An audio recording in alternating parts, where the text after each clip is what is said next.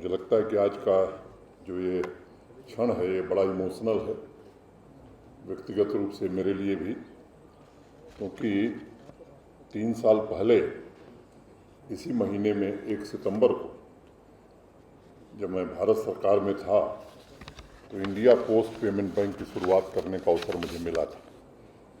भारत के सम्माननीय प्रधानमंत्री आदरणीय नरेंद्र मोदी जी ने तालकटोरा स्टेडियम से उसे लॉन्च किया था। इंडिया पोस्ट पेमेंट बैंक के लॉन्च के 2-3 दिन पहले कुछ पत्रकार मेरे पास आए थे और उन्होंने मुझसे पूछा कि इससे फ़ायदा क्या होगा।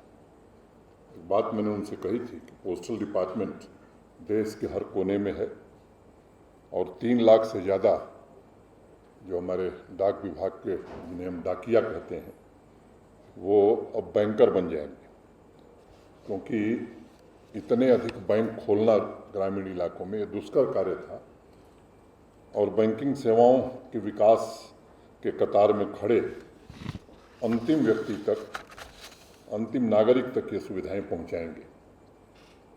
वित्तीय समावेशन, जिन्हें फाइनेंशियल इंक्लूजन कहते हैं, देश के दूर दराज के हिस्सों में भी लोगों को प्राप्त हो सके, उसमें इसका बड़ा योगदान होगा।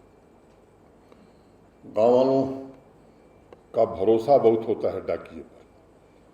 मैं समझता हूं कि सामान्य रूप से केवल वो एक ज़माना था जब चिट्ठी पहुंचाता था और अनेक हमारे बुजुर्ग या बहनें या माताएं जो पढ़ना नहीं जानती थीं, उनके लिए वो चिट्ठी पढ़ करके उनको समाचार देने का काम भी करता था। तो ये जो भरोसा था डाकिए में, मुझे लगता है कि उस भरोसे के कारण पोस्ट पेमेंट बैंक पूरे देश में जिस कदर फैला, यहाँ अभी मैं मेहता जी से पूछ रहा था, यहाँ भी काफ़ी ब्रांचेज खुली हैं लेकिन और खुलने की संभावना है। तो मुझे लगता है कि वो भी काम आने वाले दिनों में हम सब पूरा करेंगे। प्रधानमंत्री जी के निर्देशन में जम्मू कश्मीर में 1 GP 1 DG सखी मिशन के अंतर्गत DG पे सखी का कार्यक्रम आज शुरू हुआ है। मुझे पूरी उम्मीद है कि हमारी बहनों पर, गांव वालों को जितना भरोसा पोस्टमैन पर है, उससे कम भरोसा हमारी बहनों पर नहीं होगा और सिर्फ पैसा निकालने या जमा करने का केवल वो काम नहीं करेंगी, बल्कि एडिशनल सर्विसेज भी दे पाएंगी। किसान मानधन योजना है, किसान क्रेडिट कार्ड योजना है, बाकी अनेक सर्विसेज वो दे सकती हैं। एक सुझाव डॉक्टर सहरीज को मैं दूंगा कि एक कार्यक्रम हम लोग यहाँ चला रहे हैं, 360 डिग्री फाइनेंशियल सर्विसेज की ट्रेनिंग अनेक युवाओं को यहाँ दी जा रही है बॉम्बे स्टॉक एक्सचेंज के सहयोग से। एक सेंटर श्रीनगर में है, एक जम्मू में। कोविड के कारण जितनी संख्या में लोगों को ट्रेनिंग दी जा सकती थी, शायद उसकी रफ्तार थोड़ी कम हुई है, लेकिन अभी तक 1000 लोग ट्रेन हो चुके हैं। मुझे लगता है कि ये जो आज बहनें हमारी चयनित हुई हैं, हमारे DPI के कुछ साथी, वहाँ उनके साथ उनको यहाँ भी भेजा जा सकता है, या मुझे लगता है कि हमारे ही लोग मास्टर ट्रेनर बन जाएं। इन बहनों को अगर हम वो ट्रेनिंग भी देते हैं तो इनकी आय का जो स्रोत है वो निश्चित रूप से काफ़ी बढ़ जाएगा। अभी डॉक्टर सहरीज ने विस्तृत प्रेजेंटेशन किया है और मुझे लगता है कि 2000 गाँव में ये सुविधा पहुँचाने का प्रयास प्रथम चरण में हो रहा है। ये ना मान लें कि लक्ष्य 2000, ये फर्स्ट फेज में 2000 महिलाओं तक ये सुविधा पहुंचाई जा रही है।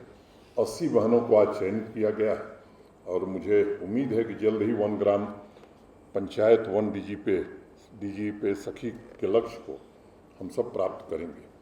और मैं आज कहना चाहूँगा कि ये बैंकिंग की होम डिलीवरी करने में सबसे ज़्यादा सहायक ये हमारी बहनें बनने जा रही हैं। तो एक नई शुरुआत जम्मू कश्मीर में हुई है कि अब बैंकिंग की होम डिलीवरी भी हो सकती है।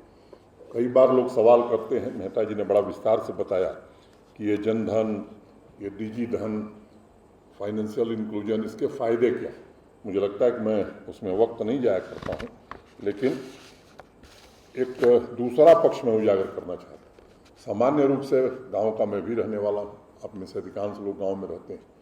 जब हमको पैसे की ज़रूरत होती थी तो साहूकार से, सूदखोर से पैसा हमारे लोग लेते थे और एक बार जो इस कर्ज के कुचक्र में फंस जाता था, हेवी इंटरेस्ट देना पड़ता था, तो उससे निकलना बड़ा मुश्किल हो जाता था।